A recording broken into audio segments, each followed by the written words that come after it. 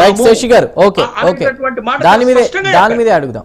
Right, Nagarjuna గారు, ఇక్కడ చాలా పొలిటికల్ క్యాలిక్యులేషన్స్ ఉన్నాయని అంటున్నారు. అదేవిధంగా నారీ శక్తి, వికసిత్ భారత్కి నారీ శక్తి ఎంతో కీలకమని ప్రధాని చెప్పారు. బట్ ఇవన్నీ కూడా తెలిసే జరుగుతున్నాయి, ఇది వీగిపోతుందని ముందే తెలుసు. ఒకవేళ సపరేట్గా పెట్టుంటే కనుక ఖచ్చితంగా ఆమోదం పొందేదని శశి గారు అంటారు. ఏమంటారు, మీరేమంటారు? సార్, ముందు సపరేట్ గా పెట్టేది అనేది వదిలేసేయండి సార్. మా సోదరులు చెప్తే ఫస్ట్ మెజారిటీ గురించి మాట్లాడారు.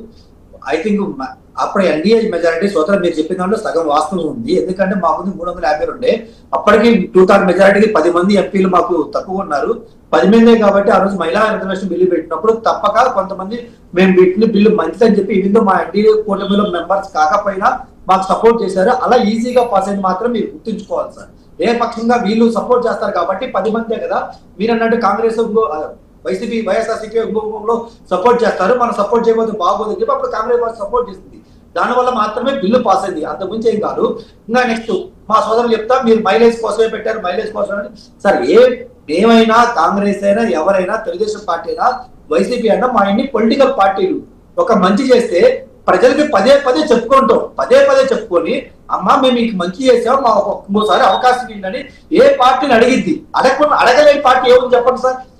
ఈ ప్రజాస్వామ్యంలో అత్యంత పెద్దదైన ప్రజాస్వామ్యంలో ఏ పార్టీ ఓట్లు అడగేటప్పుడు మేము పలానా మంచి చేసాం మాకు ఓటైనా అడగకుండా ముందుకెళ్ళి చెప్పండి. ప్రతి పార్టీ అడిగింది కదా. ఈవెందో కాంగ్రెస్ అడుగుతుంది కదా, ఈ బీఆర్ఎస్ అడుగుతుంది కదా, టీడీపీ ఏ పార్టీ అయినా సరే మేము మీకు మంచి చేసాం మాకు ఓటైందని అడిగింది కదా. అలాగే మేము మహిళా రిజర్వేషన్ బిల్లు పెట్టినప్పుడు ఒకవేళ పాస్ అయితే మేము చెప్తాం మేము ఈ మంచి చేసామమ్మా మాకు ఇంకోసారి అవకాశం ఇవ్వండి. మేము మహిళా సోదరులు, ముస్లిం మహిళా సోదరుల దగ్గరికి, సోదరి పనుల దగ్గరికి వెళ్ళినప్పుడు మేము చెప్పాం, తల్లి మీకోసం మేము త్రిపుల్ తలాక్ మేము రద్దు చేసామమ్మా, ఎంతో మంచి బిల్లు తీసుకొచ్చాం కదా, ఈ ఒక్కసారి మా అవకాశం ఆ మహిళా తల్లులు కూడా ముస్లిం సోదరులు కూడా మేము అడగడం జరిగింది. దాంట్లో తప్పే ఉంది సోదరా, అది తప్పు కాదు కదా సార్. చెప్పండి, మీరు ఏదో క్వశ్చన్ అడిగారు. రైట్, ఎవరు ఓడారంటే మహిళలు ఓడారు, పార్టీలు కాదు అనేది చెప్పారు. ఇదంతా కూడా కావాలని చేశారు. విడివిడిగా పెట్టుంటే బిల్లు ఆమోదం అయ్యేది, కానీ ఇక్కడ కలిపి పెట్టడంతో వీగిపోయింది అనేటువంటిది శేషి గారు రైజ్ చేసేటటువంటి క్వశ్చన్. దానికి మీ సమాధానం ఏంటి? అది చెప్తా కూడా మా సోదరులు ఏమన్నారంటే, రేపు 29కే మీరు ఉన్న 580 ఎంతో సీట్లు ఉన్నాయి కదా, 543 సీట్లు, వాటిలోనే మీరు 1/3 ప్రయారిటీ మహిళలు తీసుకురావచ్చు కదా, ఏమైందని చెప్పి మా సోదరులు అడగడం జరిగింది. సార్ సోదరా, నేను ఒక రాజకీయ పార్టీ తరఫున కాకుండా సామాన్యుడిగా మిమ్మల్ని క్వశ్చన్ చేస్తున్నా, మీరు ఆన్సర్ చేయాలి. ఫర్ ఎగ్జాంపుల్, మీరు ఒక ఏరియాలో ఎమ్మెల్యేగా ఎంపీగా పోటీ చేశారు.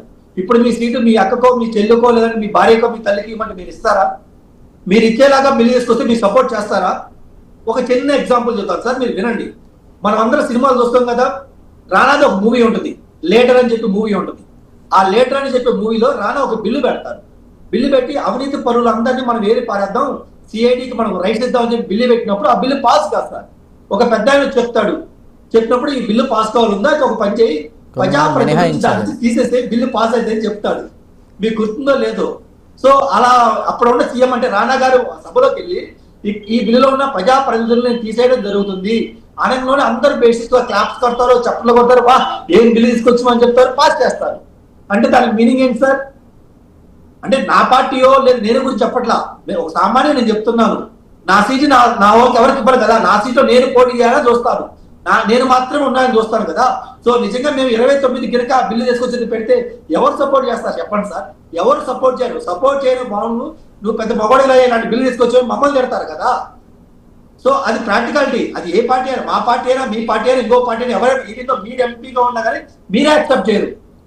సో కొంచెం దూరంగా సుదీర్ఘంగా ఉంటే సరే, ఈ రోజు కాకపోతే రేపైనా మా మహిళా తల్లులు పార్లమెంట్కి వస్తారు, ఒక 5 సంవత్సరాలు లేట్ అయినా పెద్ద ఏం లేదు అని చెప్పి మేము పెట్టడం జరిగింది. దానివల్ల అందరూ ఒప్పుకున్నారు, తప్పక పాస్ చేయాలని వచ్చి రిమైన్గా కాంగ్రెస్ పార్టీ ఇంకో పార్టీలు అందరూ ఒప్పుకున్నారు, పాస్ అయిపోయింది కదా సార్. చెప్పండి సార్. కాదు నాగార్జున గారు, చాలా విచిత్రం ఏంటంటే 2023లో మీరు బిల్లు పెట్టినప్పుడు దాంట్లో